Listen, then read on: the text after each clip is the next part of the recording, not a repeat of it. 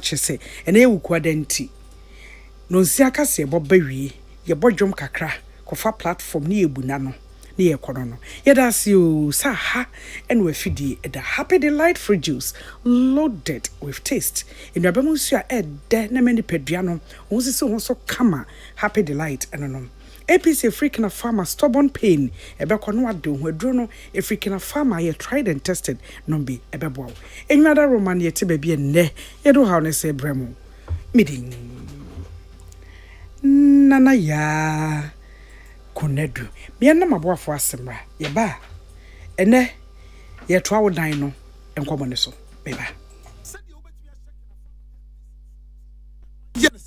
Uti paiwa Fakina farmer akuma APC kaka hawa akuma APC sisiare waposunu no mpemu na ya oya fever ana honam ya emu bia kina farmer akuma APC ebeye firi ho nemum na nuachi na enkoy dia kuhu doctor kina farmer akuma APC eyema obia ya wadi emfiedu nsia 16 years dekro Happy Delight fruit juice. Swachilala, chichi soso. Afrana pa. Epe pashu breakfast and was in woman. Joe Happy Delight fruit juice against with toast, cereal, and even them cool. And we a bread and fifi. Most free Jimmy. Happy Delight fruit juice. One of what? And you be here. I come out to relax anyway. So I know when you're. Let's say what a chamado. Happy Delight fruit juice. Off and a baby, I bring you all day long. One fruit juice. I'm Happy Delight. One different flavor. Different size. You number 1 letter. Number from NG 150. And 250 ml. Ebenye healthy life shows on your supermarket. Happy Life fruit juice. Loaded with taste.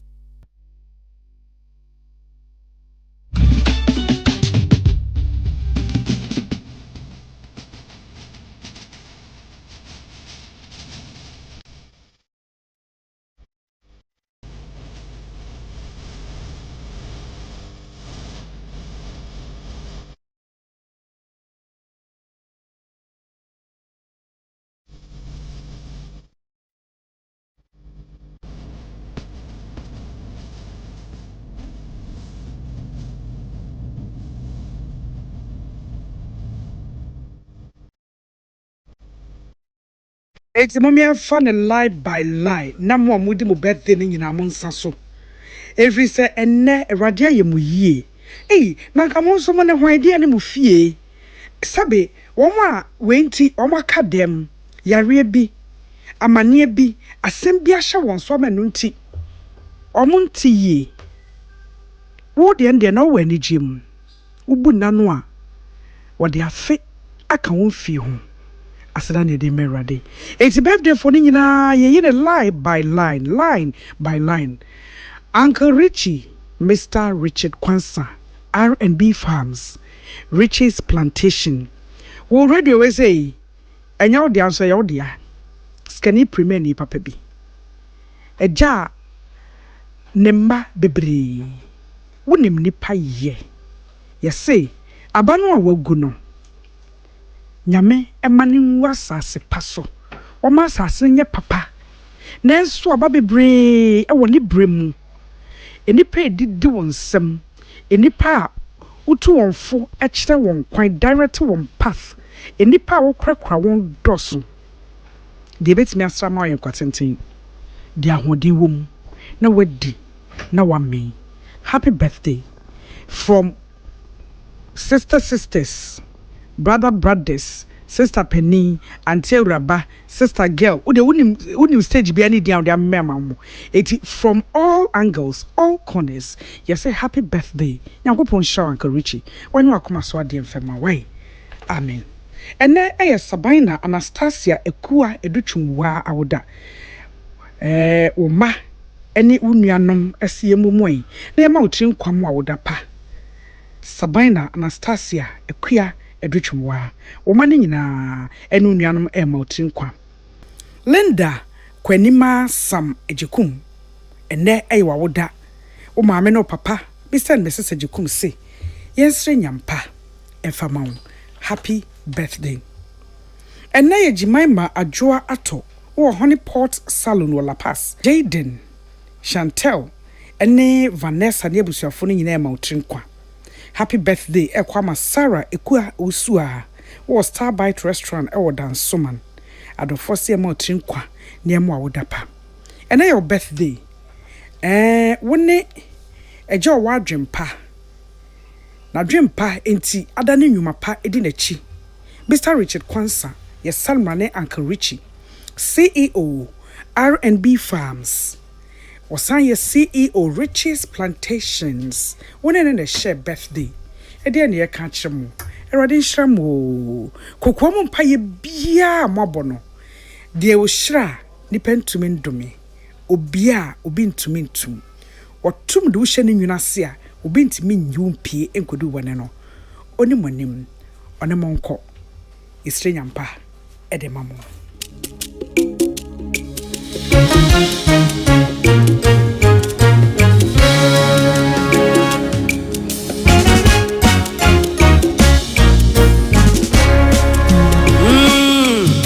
Makuma sana simo Mayeye nyunyo minyankupo Yemenina sona minsakeyo Eratimo mimawamo You silence my enemies You put a smile on my face oh Lord, you have answered my prayers Eratimo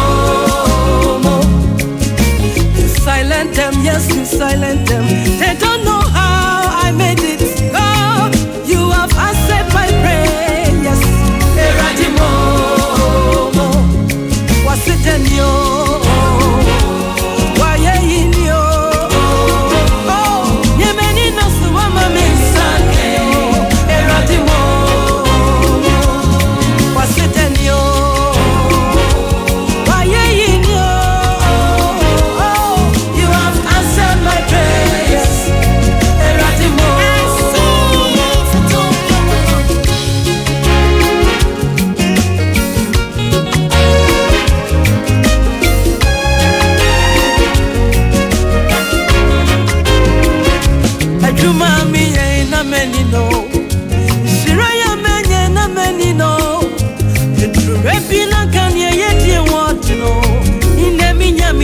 Mama Sru, Tipia Manya Jamina, Nanya Wui, and Yama what you, yet you may be not can yet you want to know.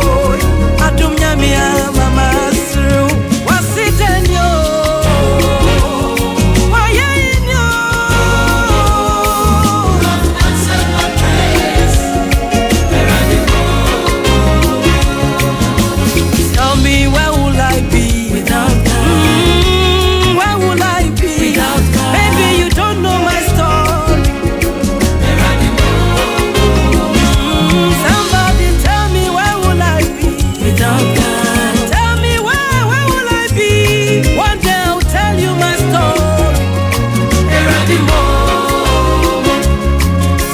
take off my shoes, stand on my toes, dance a goja of Halogo.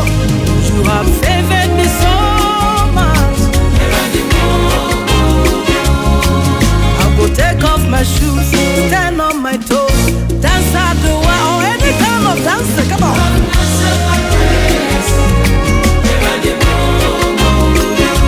What's it in you?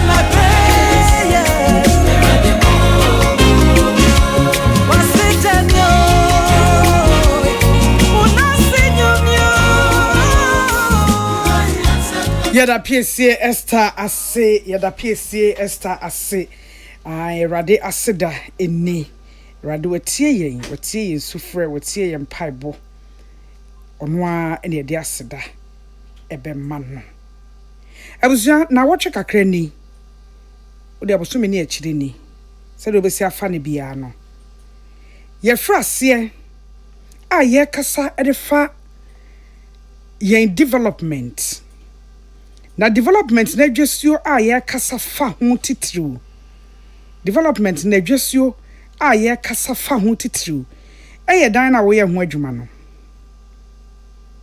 dan na wo ye ho adwuma no o project no o dream project no adwuma papa bi no eno ne yakasa fa ho na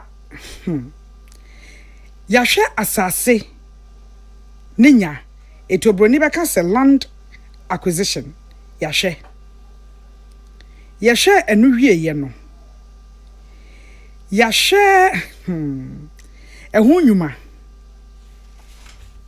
yabobo bi so emu nkrata asem ene ebehwe stop work ye stop work no ene pie ye say de ntia ye kan stop work no kra no ansa na ubesi dan na wo se unya plan ehinefo na ehinefo adwuma na manya na ye den eso mfaso no ebi ene de wo hen we nyina ye nkomo a ye bedi we nyina ye nkomo a ye bedi awie eti mesrew me pa chaw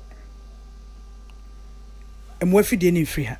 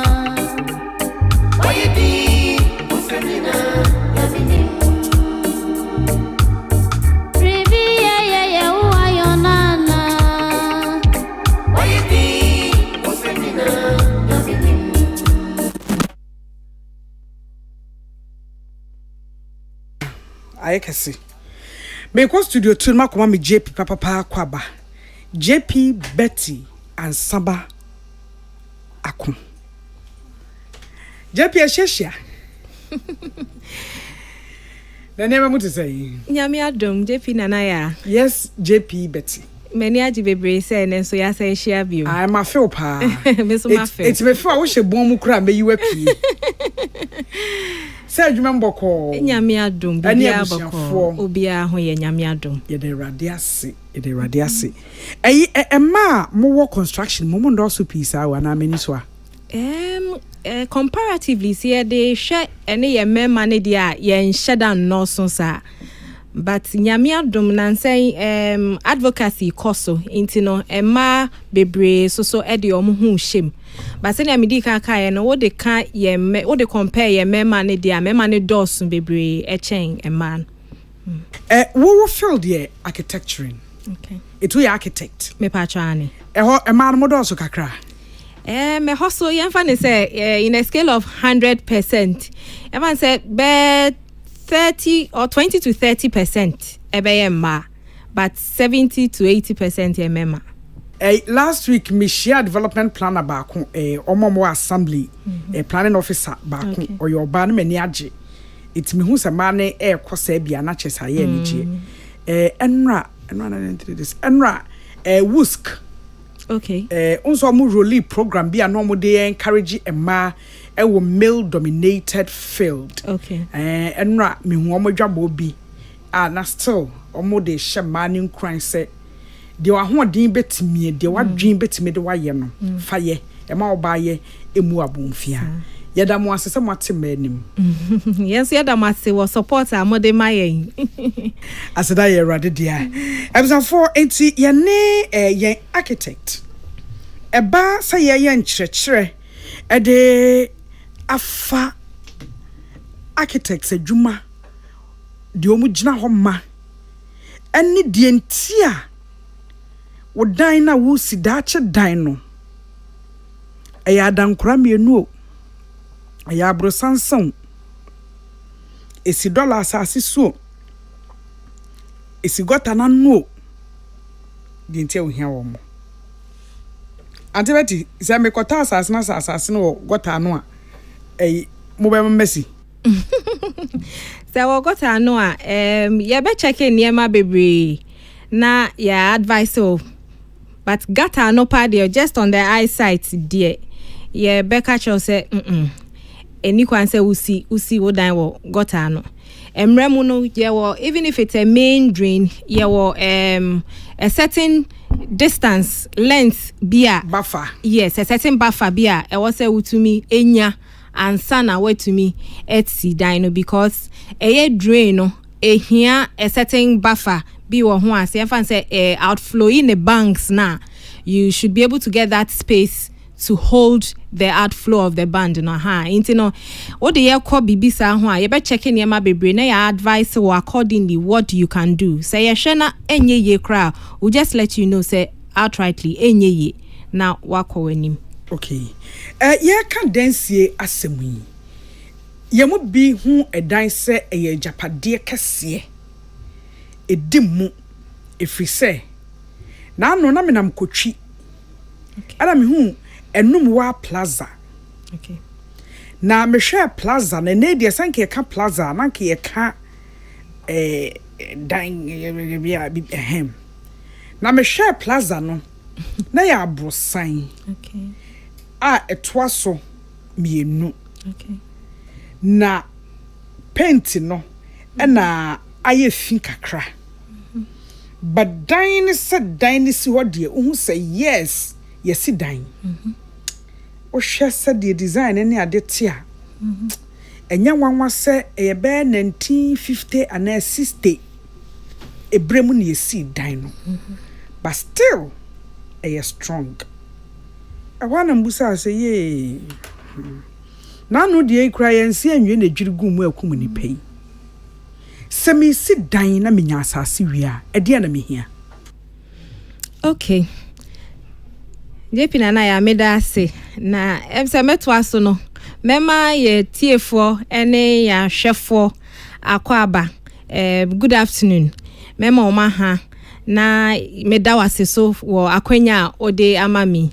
Na emse question ya wa bi say de question a eye ade a eda makoma so da bia ba bia mi ko bia minya the audience of the people and person me cheche mu kire omo nia e wo say omo ye iti first of all kra wenya asase a upese usi dan no nia wo say wo ye ene say e wo say wo engage built environment professionals ye can built environment professionals a omo ye professionals a oma kwadare ewo edan esie ade bi efa edan ho yeah, a lot of a number of people are making up as built environment professionals. It be a architects, it be a structural engineers, it be a geotechnical engineers, it be a geodetic engineers are popularly from surveyors, it be a environmental engineers. There's a whole list of built environment professionals. It be a quantity surveyors ye from ye building accountants omo no makwadare cost management senior obetifa manage wo dan no obetimi aye in such a way say e kai wo say nka originally e bia wo bono untimi embonesa nonetheless on san ente the standard of the quality of building materials also we use for wo dan no e be facility managers enti ye were a whole lot of built environment professionals enti say your clients na opese we see dan first of all nia e was we engage no I was we engage architect who engage architects now. Architect doesn't work alone. Architect works with all these people that are maka ehho asemi inti architect no ebebo ne woni ni nkita hodie no ubisa na obebisa wo den na opese oye inti wo chirechire mu a na afei ni a opese oye no wo obi bese o de wo dreams no e de aba reality e de aba paper so amount a draw or drawn in such a way say sa drawings na waye no yebetumi ahwe so de esi nti wo engage architects ania wo pese wo ka bia no obetumi a transfer wo ideas no into reality amount and tena mekan na nya architect nko na eye sa adwuma no se yemfa ne se eye edan bia eye more than one story architect be here structural engineer. The other time em say me ba show you so no me chechire mu kakra structural engineers no omodwuma ne say omohwe the structural stability or the structural parts of the building it be with say foundation or betrayal iron rods dodo say na yafa say pillar e was a supported dino or betrayal even the type of foundation kra was say we use asase bia ne foundation say na odi kan bisa ye no e dan a yafa say e bengata ya ja all the distances e was ye ja e wo ho na ya approve say okay ye nsi e dan no e wo ho a even the kind of foundation e was say udi si e dan no obeboa ono so any geotechnical engineer na ye adwuma asase no senia etie no obey investigation na soil test ehun say okay sa asase ne bearing capacity say na etie into no based on that no yen oni structural engineer ni belieze yen foundation bi say ya into no question na ubi say no so first thing ne was say uhia I was say you have to meet with a built environment professional of which the first point of call no ebe to me aye architect ube shia na woni naka na ono wa plan senior e was say oye odan no when him so can say here built environment professional we shall say can structural engineer geotechnical engineer they are from Sophia for quantity omo quantity surveyors there be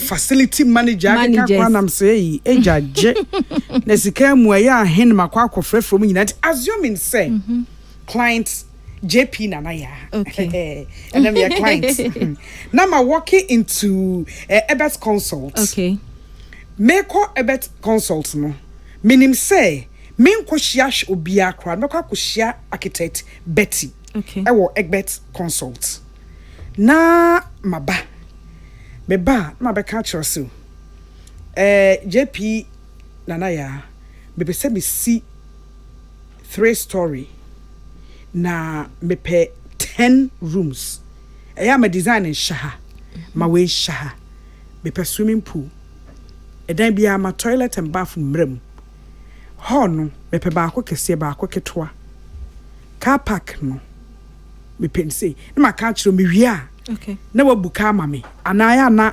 ekosai okay inti say obana one me kasasa first of all wacheche mwawie no near what me so no Mayor your bibi brief development we di kan kanema ope we look at whatever that has ebiana brief na waka no spaces bi wo ha ebeboa e wo say ye de ka ho e de ma na ya boa we develop it sir ye wi a e wo say ye be requested for copy of your site plan.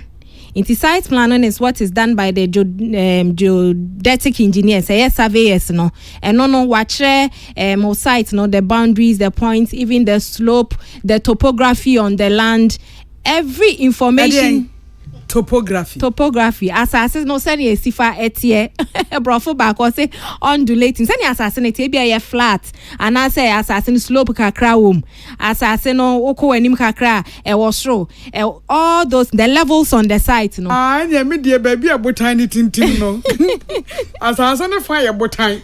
To your peja blocks near the total botany so and yes yo me see me die war botany so and the echo. Nike here. Ye here geodetic engineer yes obe my levels spot levels can first no topography okay wow enti when you na ye niema amohwe yes the ordinary Ghanaian oye be a civil servant ana me ma me na oton amo okay ewo kwase adwaso no ono no o sika buma nkwade akofa na emeton etini sika no wotene sope ene edan de esine dem minya ska na bra no twa blocks wa ha no bra eya mami 6 inches 1000 no de akoguo mami 5 inches 1000 no de akoguo okobio a mepe hollow 1000 no agye gu ho o si dan ne dem o mua no nya kakra eyi bra no ton iron rods no eyi mami bi de any de she pillar mami pillar de no agye eti ono no o say professional ya fe na anti Betty ba obey okuta professionals bebre ananim de bebre obehwe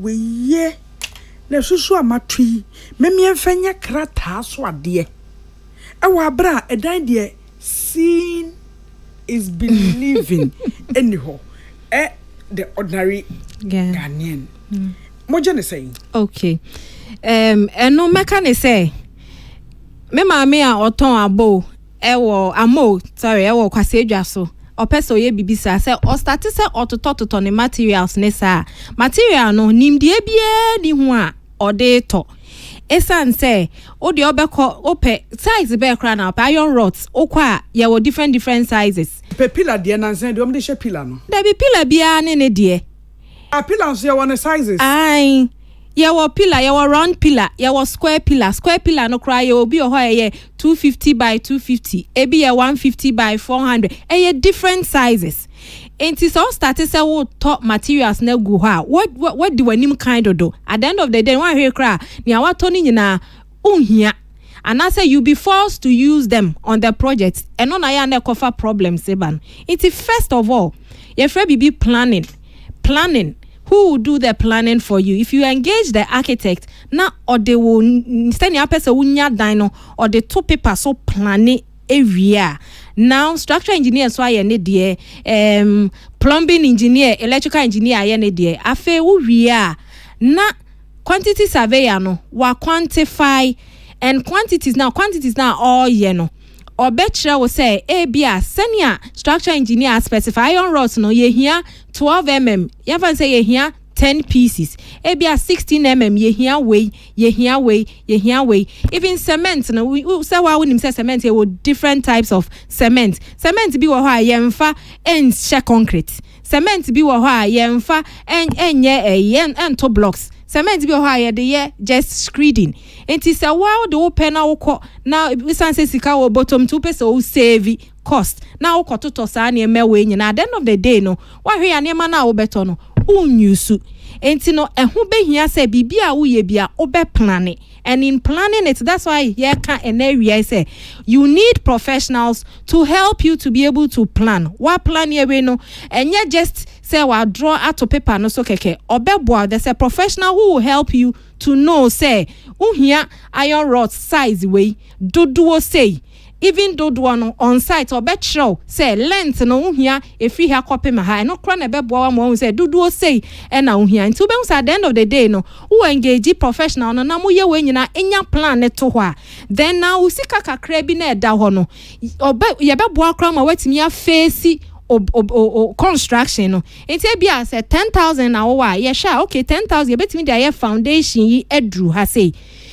we are one home so kakra no raise another amount it's well planned oya ne say you are able to save cost than say wo momu bedi kan na waka say what to materials na to na the end of the day no is either you don't use them and I say you are forced to use them which you would have the consequences later on say now no boys quarters here of akwa PSC and all did that dey hihye mu fine and no cry burglar proof enti akronfo pa we use iron rods burglar proof o man timi anwura fie ho da adan na leak o en leaking so wa hoden ene atimu enti eno no ayi medicine kwamfrempon wono na eto dan no or experience eto meto dan na mayen yes ship house ship house yi de say no hwe kwan ba bia stairs nam say de esi ahye ha bi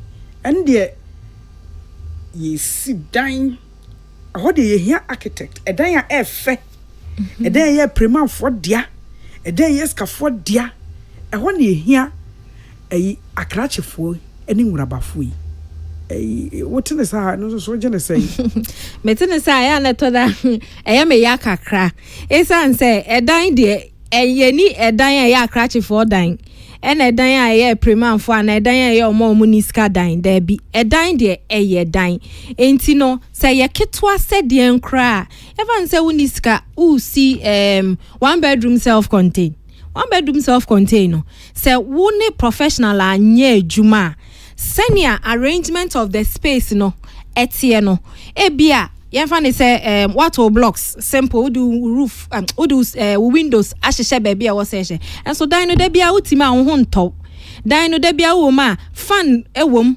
windows wo mu all right but still a show ewo dan and fa ho ne dan ne kese ana se dan no ne ketwa enti ehu hia se dan ne ye ketwa kra wo engage professional no obeboa broni bese obeboa ma optimize u space se asase ho ayedin ebia na wanya quarter plot ebia na wanya half plot senior professional no bet sifa manage u space na ma ena ebia also even how to position the building ye use the cardinal point north south east and west baby a area no fiba no ehia fa na mframa no faba anti so dan ne ye ketwa kra sa niema we nyina ye check ma wo said the be ya one at the end of the day no say a lot of people are going into these sliding doors ne windows ne keka ho and wo hwema ema the cost ekosro energy consumption no ewosro but so engage professional betimi e de simple construction methods any architectural solutions e de amawa you may not even need an air condition in your room orientation no senior na mubonya memfra maybe eya ade a ye training no ye sua ni nyina eka ho as much as possible I was say what die no etimi si ho e function e comfortable ena ne feso de ayi obi be say bibi kakra ye de tare to but mainly the functionality and the comfortability of the space itini we nyina ye consider sa enema no light e was say eba edan ni mu window no kra wo di hyem no say fan say wall we a window ne kese was say ne kese ye saying window no was say ye tintin was say unya a lot of space be na unhia heat crampo wo space nim even say washrooms for instance you need the heat to be able to dry your space into no ye in such a way say be rent am na hwe east west direction say the be ya ubenya sa heat no e dey akọ space o living area o bedrooms baby I was say what that and all that no and no ye be in such a way say ubenya more ventilation into the space by the sizing of the windows and also other factors ebia e dine kran ni mu tint height you consider height to be able to do skylights and also the lighting ebeba with space nimu you say hot air rises now so you should get an outlet to be able to get all these air out of your buildings intino when you na emfa ho ne dan ne kese ne ketwa say ye nipa wo skadia say ye dio ni skadia e dan no say ye ketwa say den e wo say wo ensure say wo benya comfortability functionality in the building into when you na wo engage professional obeboa ama wa ye we nyina nanu aye ka stop work no ana obi test me sana nei wonim de dia ya assembly ho ne yenko wodu assembly ho first asemo mo busa ye wo building plan way building plan ye so sabe ye diska and ye escafo na ye building plan ana senior yedi kan ka dada no enye escafo na ye building plan obia o peso si dan bia the minimum requirement that you need is a plan it is say nana oko market ye mami ya oton amo ye kan ne ho asem okodwa so a obe plan e be obe trotro anasa oni trim say me koto ene me to amo ye amo basket me to basket e bia 10 meto mekoso basket say enti ya planning na oye no it is pepepe bad dan sie so a planning it was say wo plan so first thing you need your building plan. It's a basic requirement everybody who wants to put up a building from small scale to large scale buildings you need it because that is what will guide you to do whatever you have to do. One who say, Oko internet neswa. A crofot me copy sketch. And now so the building plan. Our internet neso. Nipa no ye no. Onya Ghana ni. Oni Ghana ha.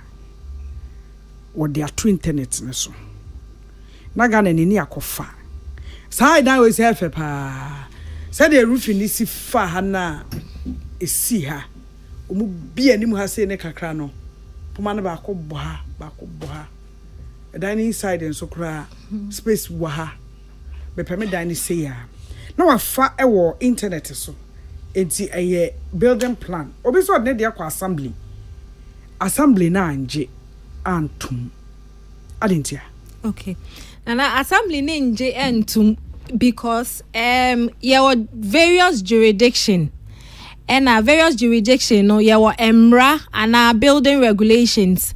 And as a building codes a guide a dying baby I was a would dying AC.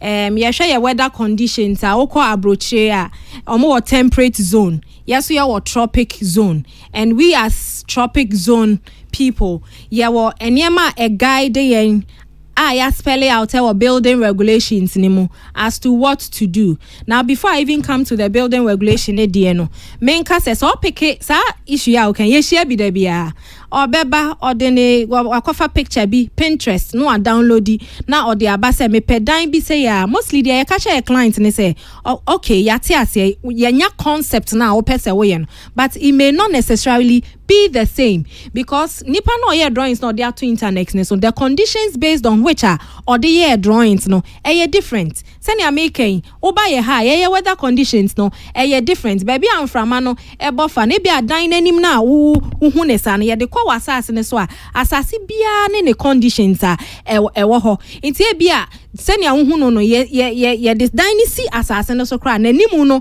behwe baby foforo enhwe and all these things play in terms of how we would have to orient the building on site and I say no so pick drawings be say the free internet so they call assembly yama building regulations things that you need to do what dineokrano sign na e was a wuja e wo dine ho e dine na assassin e wo dia from no kra na ma bra kwa me kan say ne onya nkwa assembly ena waba amwa bebuza safa building plan bra asasi ya yemi prindu we are say menya asasi 35 by 80 half plot kwa assembly almost minya space say memma eno so okay no make say back kwa me onti ase enti na wo kanisa no say assembly say ja let's say 3 meters around your building. That's even the basic one for single story. You see, just 3 meters around. Yet, I say these days plot size is now airbano and to say tediana akakrakano. But it is important to be able to leave these spaces. And to make us say no who cry here say ube engage or architect. Would they yet plan because or the a lot of measures ebe to in place now what me who say okay wasas in this idea but still me ye a dining say ya ebeboa it is our spaces na eja no yenja for say eja keke for services and also in case of emergency even say oh na eja to dining so what see what dynam na see wo fence wall no pepepa ebe ye den na emergency team no or mobile matimi anya access to your building wo dine see no there are service pipes running around electrical pipes or plumbing pipes or drainage pipes. You need that space to be able to run all those things. Apart from that, there be a mechanism a dying esiwa a home. You need certain soft spaces around the building, which helps. Breathe oxygen and then give out carbon dioxide. And we see dina cement bibia tim emwa. I was say wunya greenery, soft landscaping around, and also beboa ma wetimi anya oxygen no. Now also breathing carbon dioxide no and also abwa. So there are a lot of importance in here. Here say was a would just setbacks around the building. Sometimes a for bebre and I said dan rafo or onya asase or say hey me person me optimize the space no pa into any see apartment 3-story when mu see 2-story one chain na to me yes sir. The more I would a number of people about a particular area, no, you have to consider in terms of parking. Parking, yeah, one of the challenges, baby. A lot of even commercial facilities and new apartments that are coming up. You need to consider your parking space. You need to consider because you are bringing a lot of families. So we best say the densities. You are bringing a number of people in the place. They need a space for social gathering. All these things, you would have to need a professional to be able to work around it for you. And it will still fit, whether your land size is small, whether your land size is big, whatever it is, or beg guide or my way to me, I way, call Europe. A dine te tar, we cry the space in the baby. A 2 months a lane back home. Men free here, crack, who see an idea before monkey cabin me. Bra Kwame, sister ta. Until quick but now a dine Tisagan has here a dino 100 by 100 a size no be 5 and 6 Obia dine the wall near in the gate near or Kohano aba. Would drop butcher or more dine the fa Nina but a fa at the Taraho. Ooh, Rasse now walk on.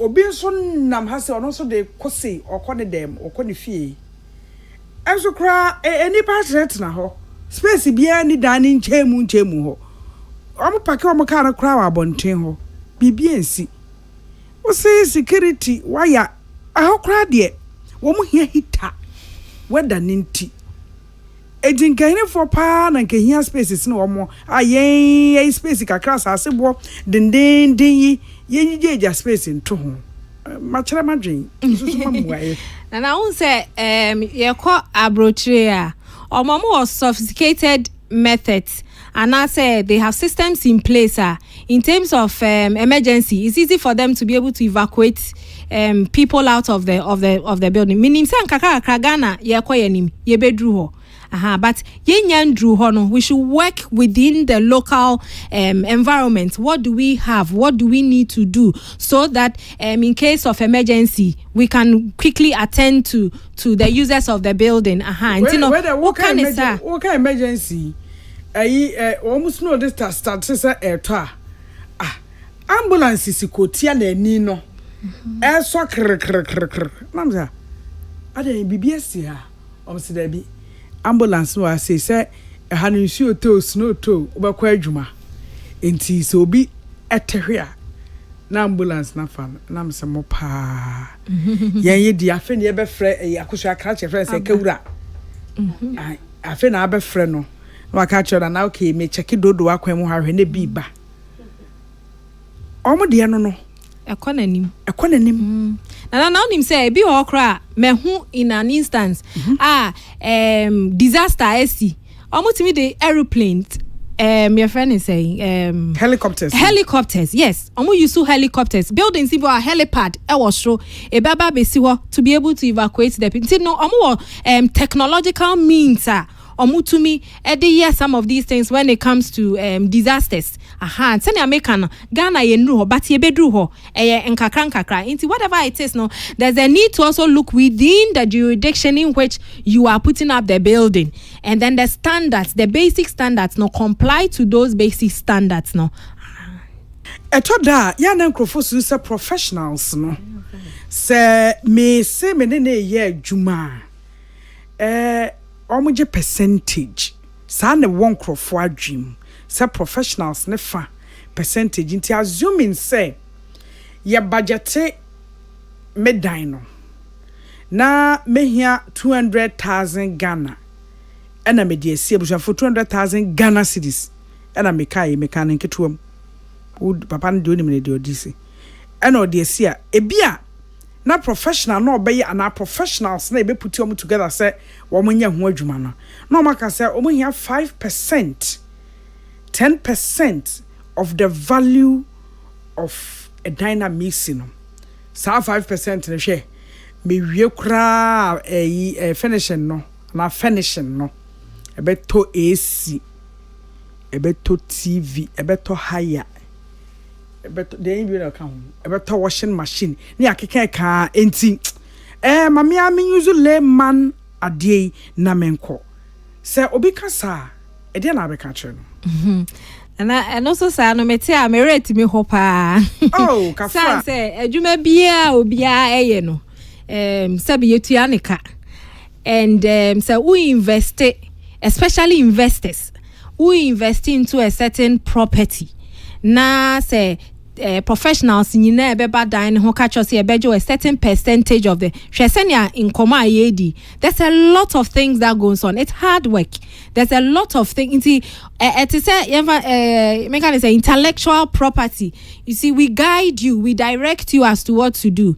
Say okoye surgery me fa yenu anu ma doctor for enyem fato ho okoye surgery no eye owo ne nkwa asemti ebo hu kakra ye bo cost ne kire wo say this one unless you pay this amount or ebia ye de bi beto ton nro ne niema na ye de be ye surgery na anti no eye nkwa ne owo hu asem no ebebo hu kakra but ayana ye refi say eba edan nisia bia ne dan ya nanse ya edwirigu wo kaswe hwe say edan ra ekunipa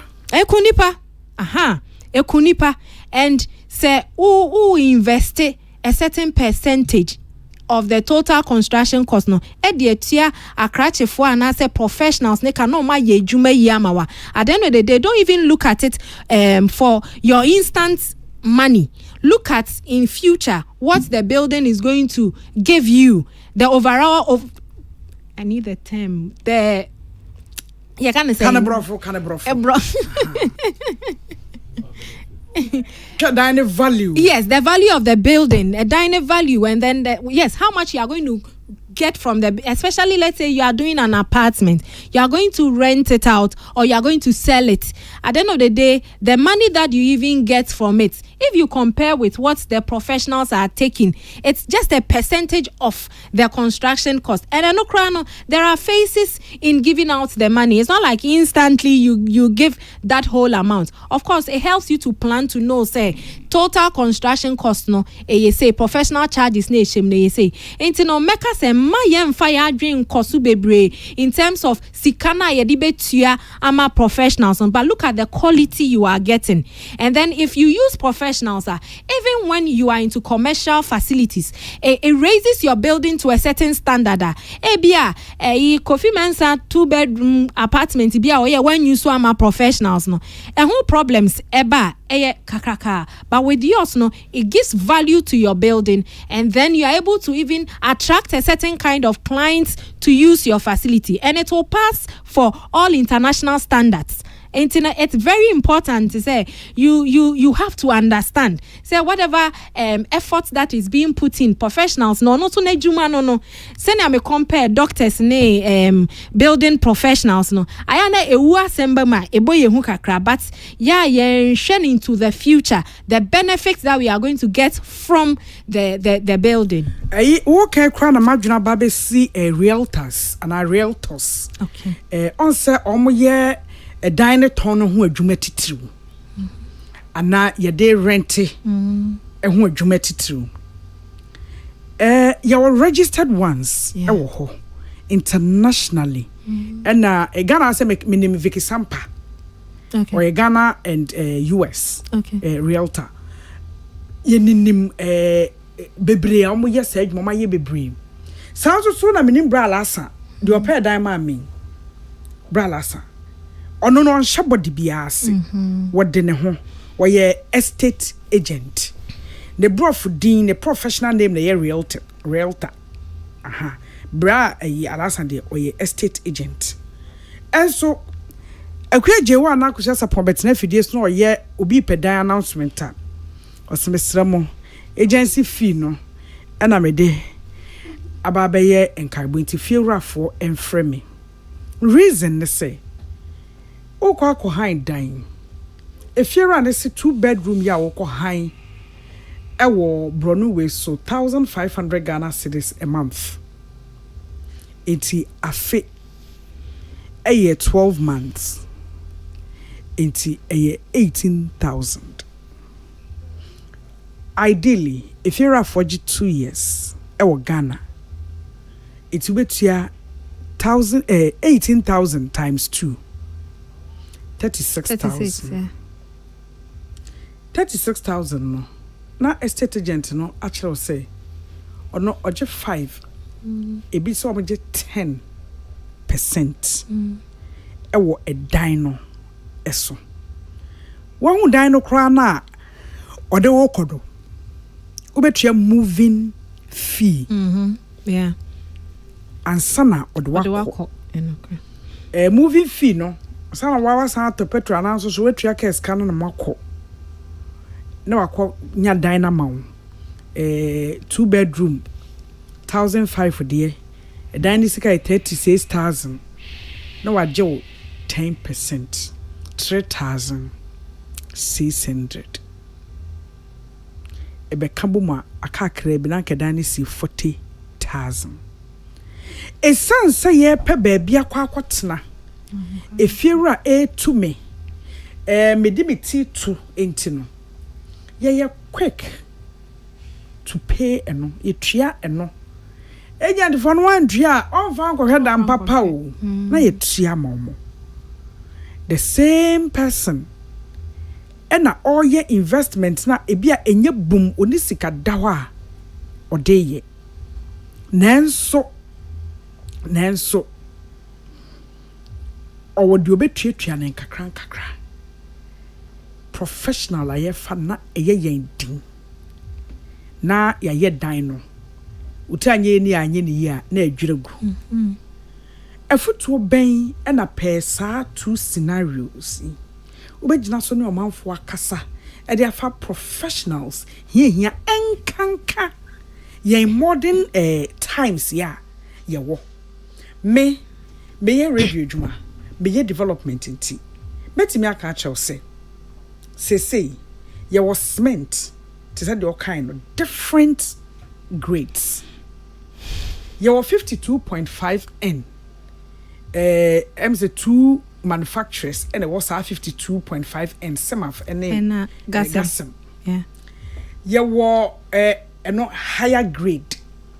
You better catch or say solid projects, commercial projects. Fenoye.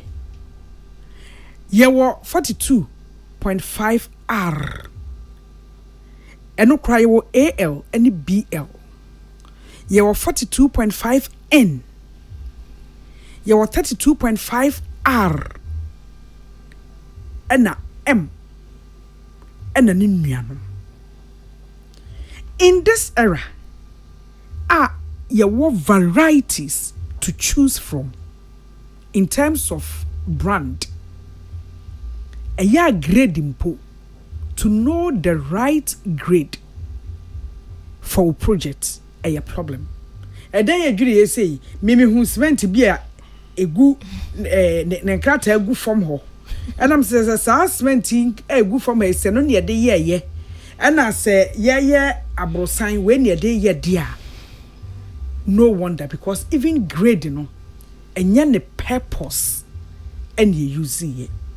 It's your casa way, any sika, ye de bema professional say ye dini boom. Now de casa chre sister ta when ya sase. O peso sit down. Esi so that in makase. Na me mama ye napa. O ye japade jane man na nkanso anoma tunefo. And I'm a baby. It's a question, no. Make us answers ne twofold. My pick it from using professionals doing the construction. And who here me too a TFO nyina for say. Who be here baby. Say who see dina. Where the kind engage professional ma why drawings no edi amount. JP meba before I answer my question, mom shall de mama answer. Aha. The be mo me da se be brain yo jebinti share answer na say okay tina me say o question na obusa na no mu aye mienu measure say free why you need professionals during the construction of your building ehu hia inti efutu ametu yetiefo ene se u engage professional even say wako hu architect na waye drawings amount oye drawings ne ma wiye ye no enye eno ano in the implementation or the construction of the building no who be here say who be involve all the team doing the construction senia wo de cement mfato ho no ye wo different grades of cement in the drawings no kra no engineer no was specify concrete no na ho ye wo different strengths of concrete ye wo concrete bi o ye free bi C25 C20 C25 no the composition of it different from C20 composition. It's no be here professionals no was site. Said the be ya omo be ensure say near skilled labor, masons, carpenters, and steel benders no no. Is it the same as what was specified for? Na metimi aka on authority say dan bia ebebu organa ha say no. Say one is either they didn't do professional drawings. 2, even if they did the professional drawings during the supervision of the construction, they didn't listen to or they didn't use the professionals on the site because they be a building a teamwork. You cannot just use the skilled laborers, no, and then forget about your professionals. And if you use your professionals, of course, they need the skilled laborers to be able to implement and now to put up the structure. Into a teamwork. And who be here says, "I nkita hudie no dani de nyina ebe koso." Ebi wo ho skilled laborers no omo very skilled, like their name goes. Omo ye skilled, but in terms of the technicality aspect of it, say concrete ye mixing the same, the one part of cement, the fra one part of sand, the fra say no. Some of them don't know. In fact, majority of them don't know. That is why you need your professionals on site to guide them to be able to do the correct thing. It will be say what guide you almost now a dino. The stability, the strength in terms of even the arrangement of the spaces, and sometimes I am clients in doing the construction. Ideas, last minute ideas. Oh, yembu, aha say, yen tremu, yen say. If you leave that to the skilled laborers now, because there are implications. It has an implication on the whole structure. It's who here say ube engage professionals no in the construction. Said the beya senya ya specify dino said the enye no at the end of the day yesia ebeboa senya was say. Now the second aspect of the question now will be saying realtors and agents. Now we have also maybe built environmental professionals, no, maybe facility managers. These facility managers are trained professionals. Opese obi epe edaimawa. First thing, they would even have to go and check the structural integrity of the building and sana one movie in. Professionals, no? Yes. Enti agents ne omo interested and omo ye adwuma bi say no. There are plans put in place and there are now organizations or a trainee these facility managers. They say hono no fail that. Me encourage ye tie for say uyo obi sa na fa hu era sa training and access our school. No, maybe after here, whoever wants to contact, I can get some of the contacts for these bodies are a trainee facility managers. And who here said there's somebody who is trained for that purpose. Into no rather na and yes ni sika ni 5% and 10% nkwana or she say wo structures na is see one dino ewa honden crack bi crack ma what's the effect of the crack on the other elements of the building ceiling ebia na baby ho atochima kakra just like that ye betimi asesa no keke and I say ye further investigation to see what can be done. Plumbing ebia stench bi, and that's one thing dan bebre urema plumbing be na scent bi e wo ho ebia vent pipes also mo connected to get all these scents out, and our plumbing works no, it was not done well. If you engage a professional who is a facility manager before you rent some of these buildings obeboa ama wa hu we nyina then on the part of edenra for no kra wo kra na ebeboa ama watimi a maintain wo dan ni ye maintenance ya de bia ye zero e wo ye man mu a ye wo is there a few people that or a few organizations that have facility managers for ho and omoboa for this to be done iti ho hia iti wo efiera no kra no obeboa wa ma watimi ehu the gray areas or the defect areas in your building now watimi a maintain said e be ya dan no betimi asi ho for a number of years e be sustainable over a period of time then you'll be able to get value for money. You can keep on renting your buildings here and there. So I would say that built environmental professionals, it cuts across a number of professions. I've mentioned architects, engineers, facility managers. It's yet for no a footwork akrani say. Let us engage these people. Sometimes we want fast corners. We want to do things very fast because of the pressure that is on our head. But what will it be if under the pressure you find yourself? What could rather anymore? O demu anajono will ma elho eja ato dining. And some of these fire issues, no, it has to do with electricals. During the construction of the building, no, the kind of cables that were used are not the correct cables that were used.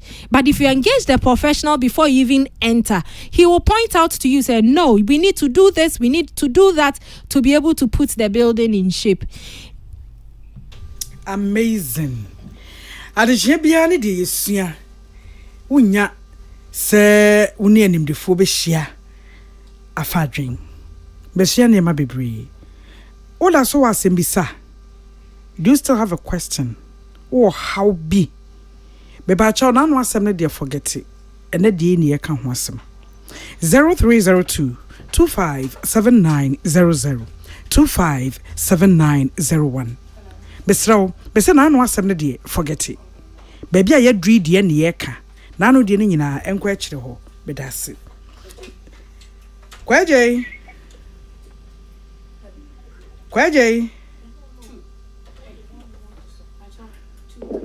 Hello. Kwaje. Obaba. Mahai. Yana. Na pom. O nyame adom here. Ede radiase. I am the person Mamiaba. Let's say untu na momna opara. Opara square no.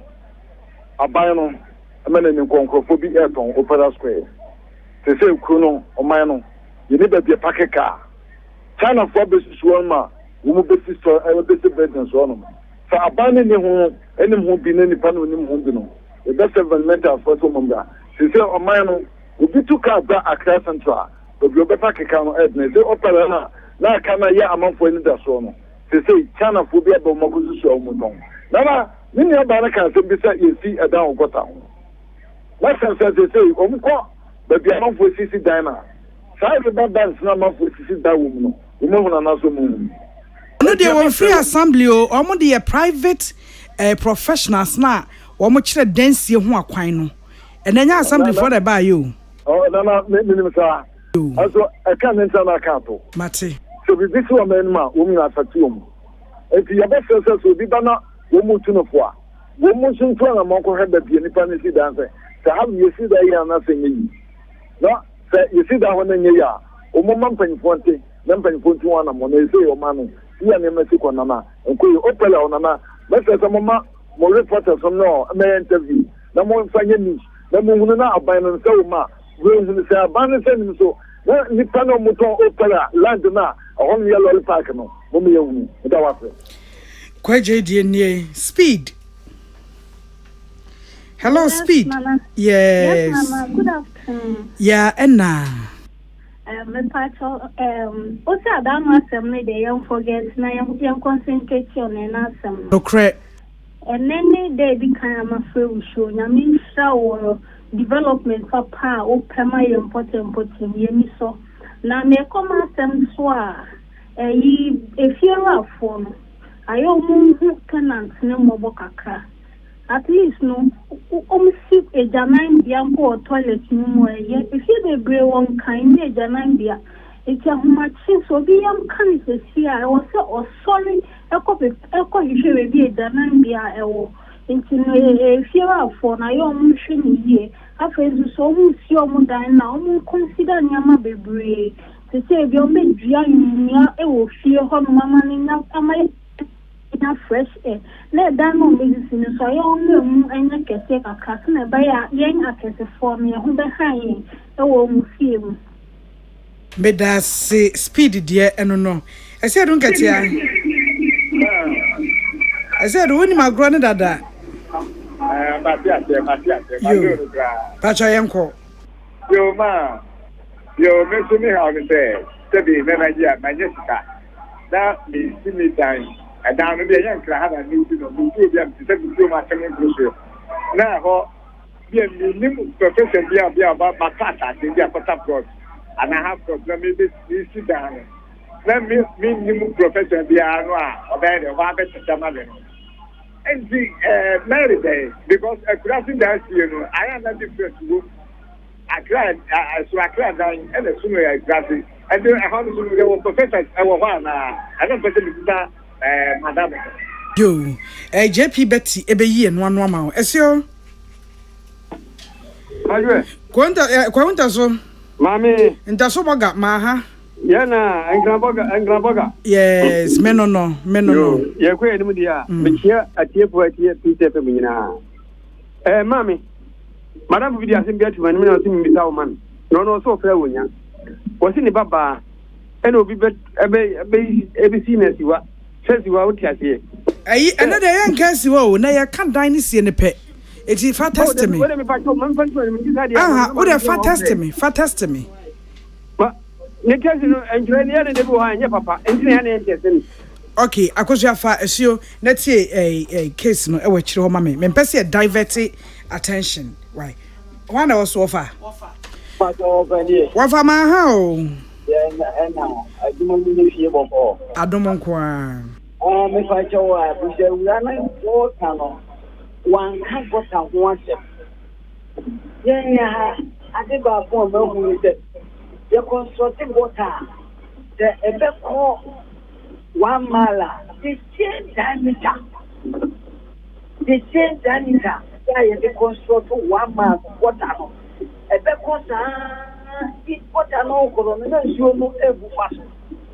You want to mean the contractors no more yard. The Shia Menam. Don't tell it's really don't take and what we see at your home. What a letter on the same time. Until you are not a fan or so. And call you 100 meters for another, you know, what yo, say, ya can't got a year you were car quite home, and I got a year you will fear as some near car. About your a free a quine what dear and I fear dear. Okay, Matty. Beda say offer ye for freful chatto 0302257900257901 of freful chatto ini emza humana star say ye shakara. Okay, Matty. You. For my high. Nana Nyamia Sundi Cow. And council brapping. Papa. You. Yamami Yedana Pa. Nana. Pa, and Yama Winia, of Kawinam. After Kurana dying, a book in Pau. Was Nana, would you study what not was Gascata?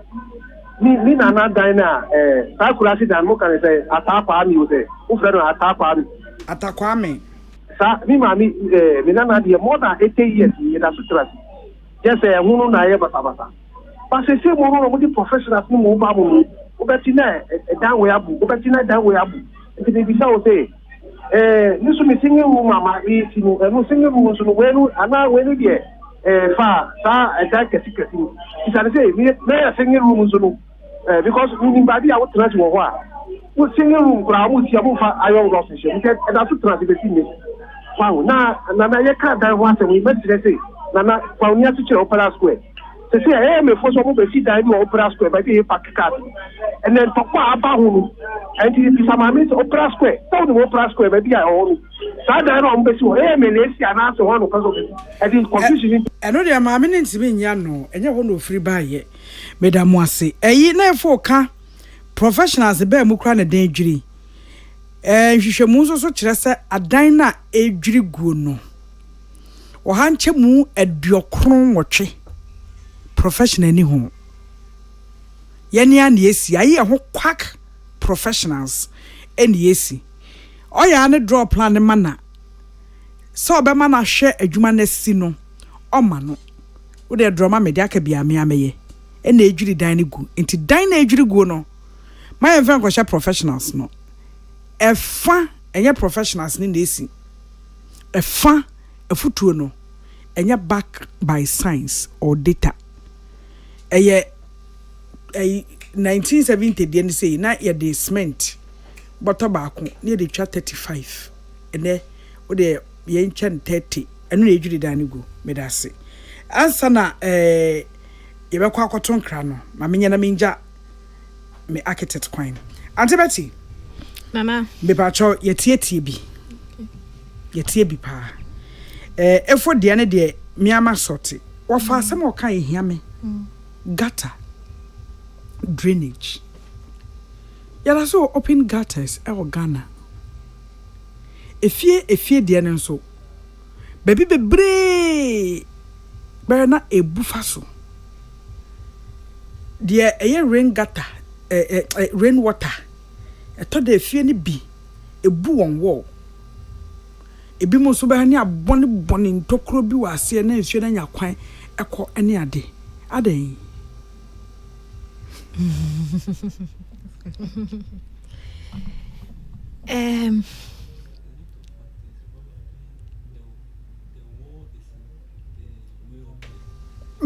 manam ram.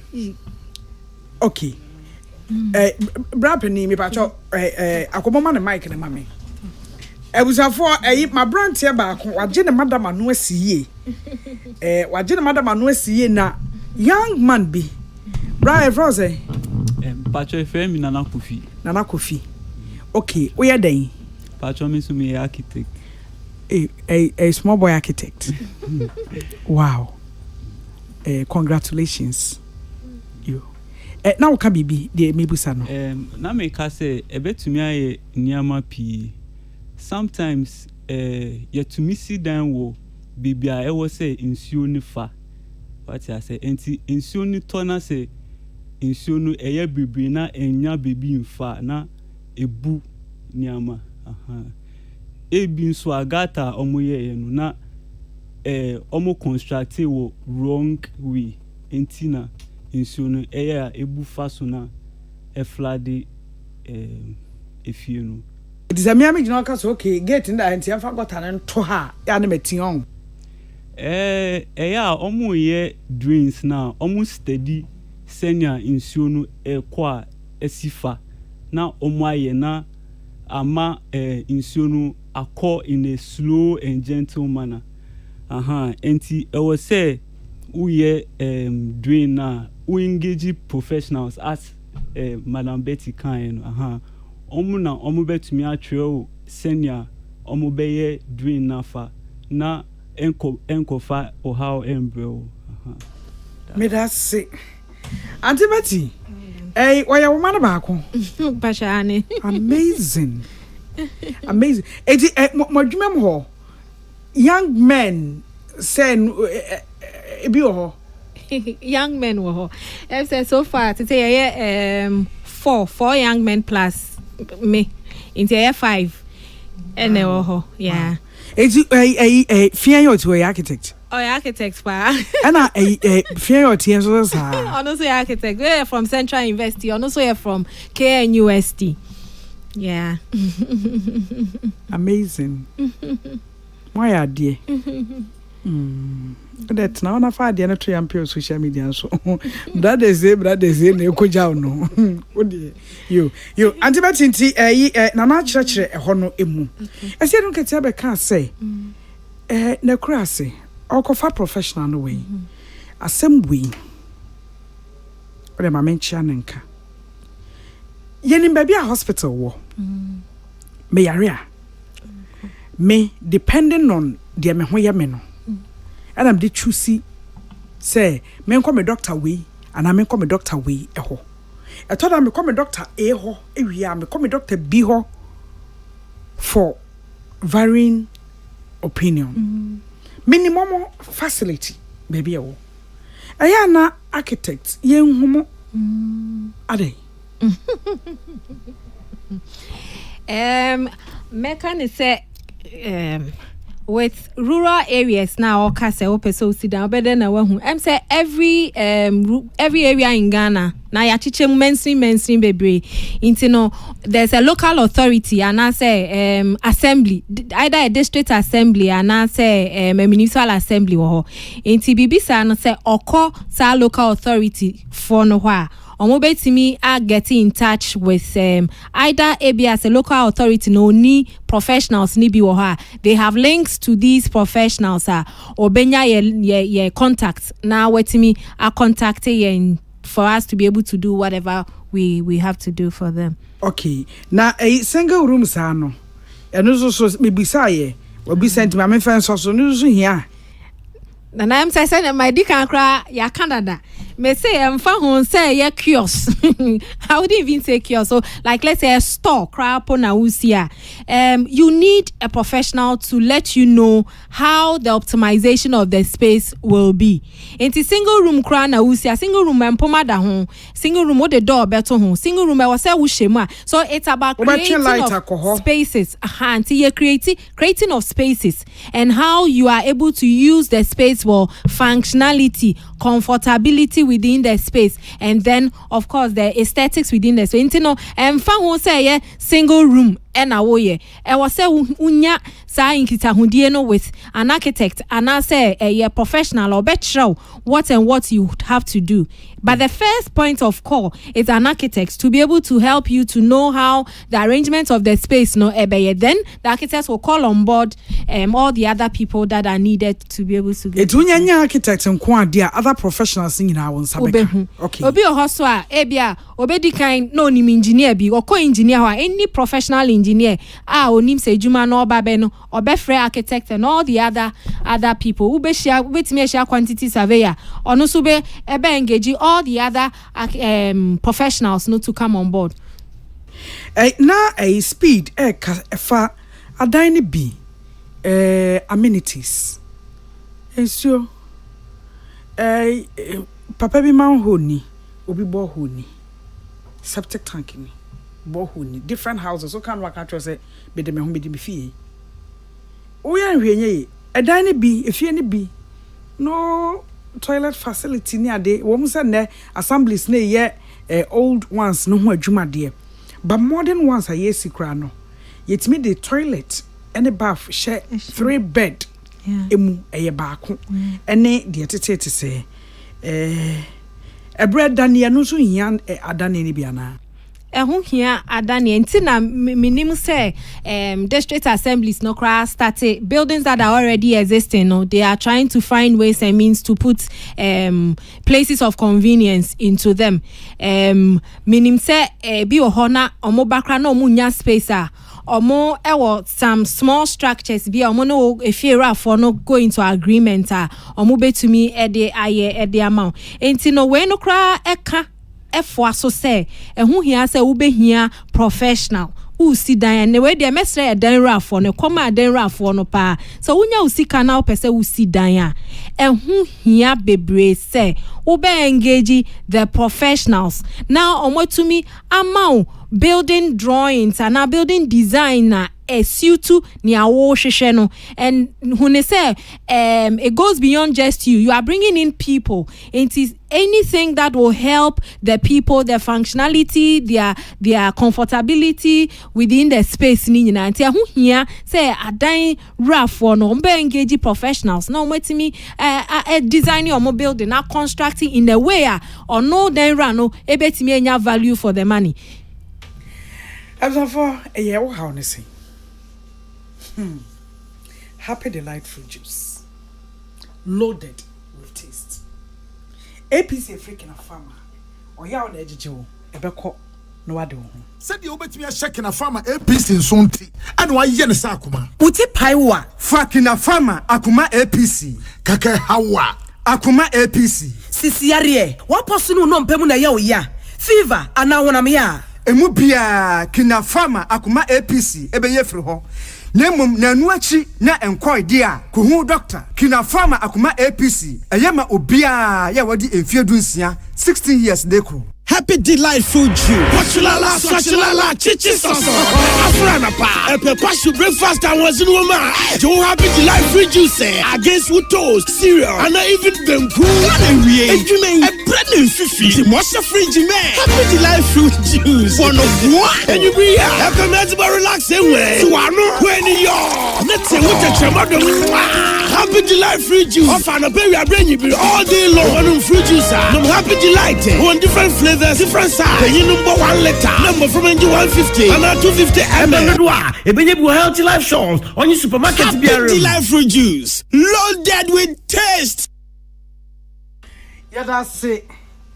Ye Sisi Betty or ye JP. Meka JP and meka Jerusalem Pilgrim. Or ye JP. One MD. Emma Ebet Consult. Ebet Consult no omo ye architect said me dan di no enti wo ye architect Betty Ansaba Ako ho no free ba ye wie a ye ne no eba bedi nkomo ema no a omo sua de me ka da bia se ba bia ma no won ya na omo pay attention to details into omo finishing bibia mu ananke finishing nya enkanya kopon ma ye ni achinwi no kai san betoi ye no aha ye ba bi shipi no. Yes. Ena ewe. JP, me dasi o. Pacho yesu ya dasi bebre wo akwenya wo de amaye ewe. Say ye ne watiefo emeche nsem bi atisei. Ye dasi bebre. Yes, me dasi. Etabisa for ye ne architect Betty Ansaba Ako. Wo ye MD Emma Ebet Consult architecturing firm. Ho eno dini nkwi. Ena ewie ye ne babedi enkomo ye ni architects bebre but nye obia ne nim architects any other building engineers no edi de meka ne say ebra we professional to ani a wunhuro bia no DM o de me just a call away and a text message away me wo numbers a munim ni bia na ye ba program so a busa ye be kire obi kira kwan na wa mo kaprenu na wo be si dan ne be dweregu eya ebe kum nipa eya na de ka kire kwan ne se enkum nipa na ye nkum so ne ya sew edan ne si ho adane amanabofo utima se ugina amanabofo echa se ye kan wagum de bia wo sika kakra bia abaje rent wo de besiesie dan asiesie ana wadi mason fo ya temwa omo ye skilled labor eti uhia de owo technical know how ene dan no edimo yehuwa ya adomo a mebese iron rods cement electricals ansa ena even plumbing besanke ye hwe enoka ho ansa ena kia ende ye investment ewo social amenities and also domestic amenities aye hia te se fie ejapade baby edi ti beto se shelter eni ade momo amie opa mo vote bi ma me hwan na me mfre no mo de ba ni afa e de free ho ye da mase entire production crew nya me nhira mo kila bubunu ya na eji baton na free mensem bedin Nana Yaa Konadu and I Uncle Richie birthday Uncle Richie ya mautrinkwa emwa wodapa na nra my own Mrs. Richwell Echampong Compassion International TCBC na nra Richwell awoda odobroni ya mautrinkwa ya mwa wodapa club bunua up next sacrifice ama efidie we me no ye be hia sofiada enkosi sabre ne de be de rade jamo it be time